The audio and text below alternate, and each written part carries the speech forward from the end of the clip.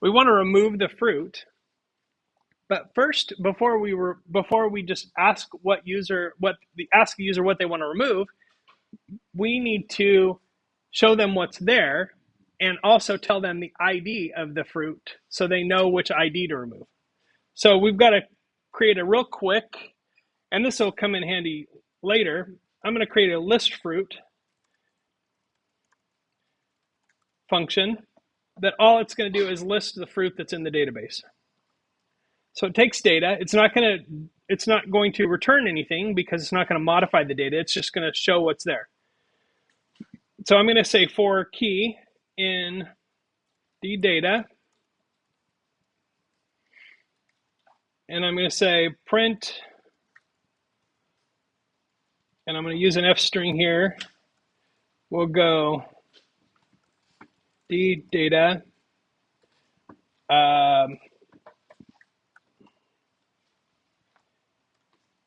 What is it? Oh, no, that's just the key. I'm going to print the key. Key, ID, and we'll say ljust in 10, and then we'll add to that another F string, and we're going to say name. Well, I don't need to say the word name. I'm just going to say name, d data,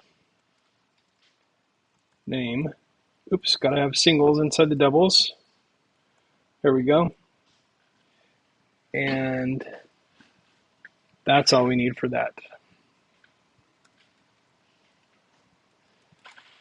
So I can test these out, right? I can just say a list fruit and give it dfruit as the argument. And when I run that,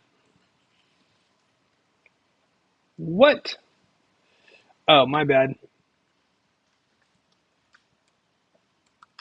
It should be key here and then name. There we go. Now let's run it. There we go. Okay, so there is my ID and the name. I don't need to tell how many there are or the price or anything. When I'm going to remove them, all I need to know is just that stuff. Okay, so that's useful. And so there's my list fruit.